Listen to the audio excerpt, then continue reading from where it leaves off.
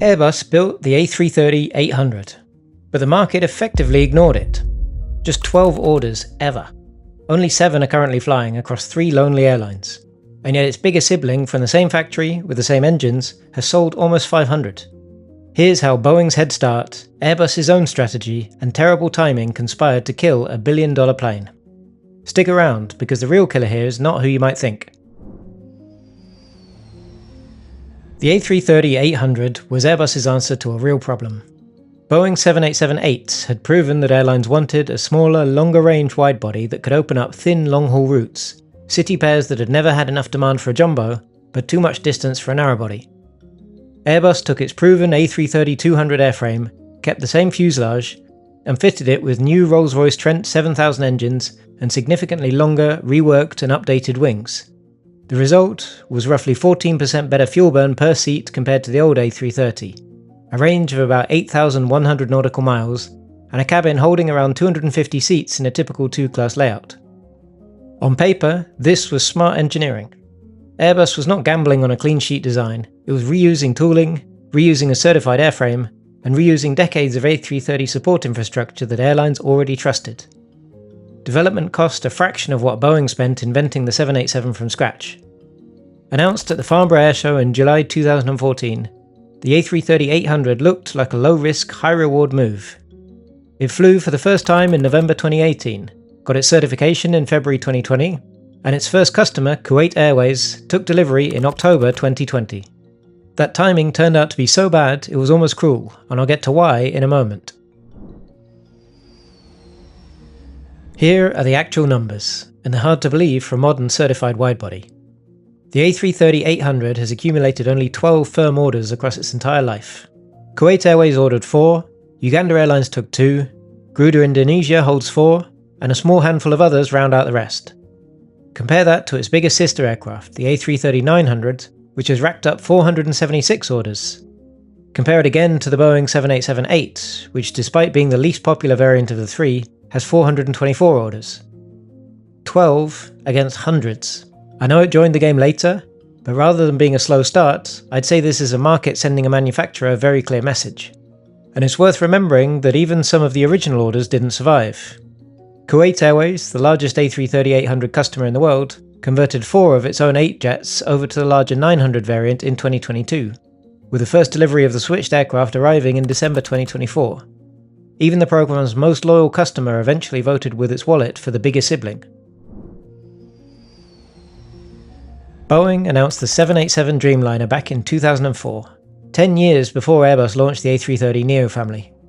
The 787 promised a carbon fibre fuselage roughly 20% lighter than aluminium, better fuel economy than anything in its class, and the ability to make thin, long-haul routes profitable for the first time. Airlines and lessors initially pushed Airbus to update the old A330, which materialised as the A330-200 Lite, but that stopgap version was rejected outright as insufficient, and publicly mocked and dismissed. Traditional Airbus customers started defecting and buying the 787 instead. By the time the more significantly updated A330neo family existed, even as an announcement, the 787 had already been flying passengers for 3 years, with hundreds of aircraft in service, trained crews across the globe, established spare parts pipelines, and certified maintenance hangars in dozens of countries. In commercial aviation, that kind of head start is not a small advantage, it's close to insurmountable. Airlines that needed a new widebody in the smaller size category had, in most cases, already signed for the 787 years before the A330-800 even became available to order. Boeing didn't just win on technology either. Market reporting has indicated the manufacturer offered aggressive list price discounts, in some cases exceeding 30%, to close deals against the newer Airbus option. When your rival can undercut you on price while also offering a decade of proven reliability, there's very little room left to compete. This is where the story turns inwards, because the harshest verdict on the A330-800 may not be about Boeing at all. The A330-800 is, fundamentally, a modernised remake of an existing airframe, not a clean sheet jet like the A350. Airlines evaluating it saw a familiar shape with new engines, rather than a true generational leap, and many treated it accordingly, as a stopgap rather than a long-term fleet decision. Meanwhile, Airbus was simultaneously selling the A330-900, built in the same factory, using the same Trent 7000 engine family, sharing the same type rating and the same development investment. The 900 can carry roughly 30 additional passengers on every single flight. Over a 25-year service life, that adds up to an enormous extra revenue potential for an airline. The 800 offered around 750 extra nautical miles of range in exchange, useful only for a narrow set of specific long, thin routes. Given a straight choice between meaningfully more seats or a modest range bonus, airlines increasingly chose capacity almost every single time. Airbus had, in effect, built two competing products and then handed airlines every reason to prefer the bigger one. It is worth pausing on how unusual this is in the industry. Manufacturers normally position sibling variants to serve genuinely different customers, a smaller jet for the thinner routes and a larger one for denser markets, so that neither one starves the other. With the A330neo family, the economics never really supported that split. The Trent 7000 engine, the wing, and the cockpit were identical across both variants, which meant the extra range of the 800 came at almost no efficiency advantage over the 900 on a per-seat basis. Airlines doing the maths realised they were not choosing between two different tools. They were choosing between the same tool with either more seats or fewer, and more seats almost always wins that argument on a spreadsheet. The final numbers from 2025 make that point uncomfortably clear.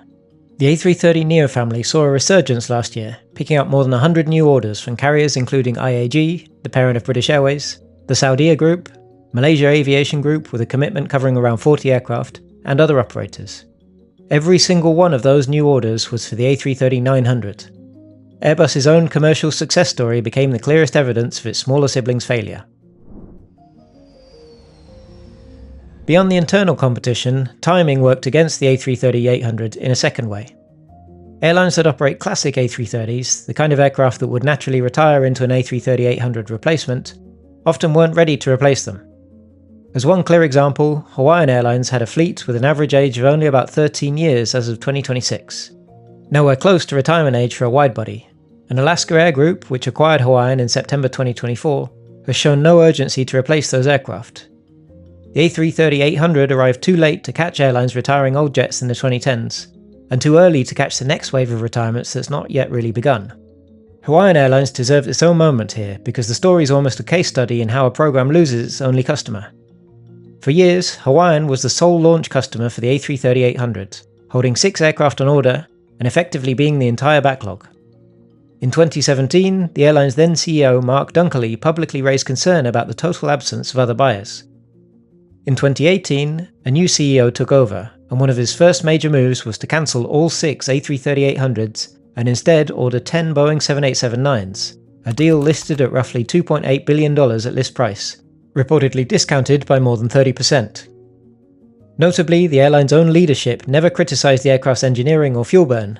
The stated concern was market risk, worrying about spare parts availability and resale value 15 or 20 years down the line if no other airline was flying the type. When your only customer starts asking those questions, that's almost a program obituary in real time. And Hawaiian was not an isolated case. More than 20 former operators of the classic A330 chose the Boeing 787 instead of the A330neo family when it came time to replace their aging jets. There was also a supply-side problem working against the smaller jet. A steady stream of relatively young second-hand A330-200s kept entering the used aircraft market, giving airlines a cheaper way to cover the same thin long-haul routes without committing to the brand new type at all. Why order 12 new A330-800s and build an entirely fresh supply chain around a low-volume program when a used A330-200 could do a similar job for a fraction of the capital outlay? That second-hand competition ate into exactly the segment the A330-800 was designed to serve, on top of everything Boeing and Airbus's own 900 variant were already doing to it. Here's where the story stops being a pure tragedy though. At the Farnborough Air Show in 2024, Airbus formally launched a military tanker derivative built specifically on the A330-800 airframe, marketed under its MRTT Plus branding, with the Royal Thai Air Force later confirmed as the launch customer and deliveries expected from around 2029. It uses those same Trent 7000 engines, offering roughly 8% lower fuel consumption than earlier tanker variants, with a maximum takeoff weight of around 242 tons. The broader A330 MRTT tanker family, which also uses A330 airframes converted for military roles, has become dominant. As of mid-2026, the program has accumulated around 85 confirmed orders from 19 countries, giving it roughly 90% market share for tanker aircraft outside the United States. Operators include Australia, the UK, France, Saudi Arabia, Canada, and a growing list of NATO members. Italy signed a contract worth about €1.4 billion for 6 aircraft in 2026. And Spain, after a fleet of only 3 tankers proved insufficient during the recent regional tensions involving Iran, has been in active negotiations to expand its own fleet. Airbus has also announced plans to open a second conversion facility in Seville to keep up with demand, on top of its existing site in Getafe. Each of these tankers can carry around 111 tons of fuel stored entirely within the wings and centre fuselage, with no external tanks and no major structural changes required. In a single flight hour, one aircraft can transfer up to 70 tons of fuel to other planes, and the refuelling boom moves fuel at roughly 3,600 kilos per minute, fast enough to fully refuel a fighter jet like the F-16 in under 3 minutes. The same airframe can be reconfigured in hours to carry around 300 troops, 45 tons of cargo on standard NATO pallets, or converted into a flying hospital with over 100 stretcher positions for medical evacuation. The passenger version of the A330-800 may never recover commercially, but the airframe itself did not die. It just changed uniforms. And in that uniform is joining arguably the most successful tanker platform in the world outside the USA.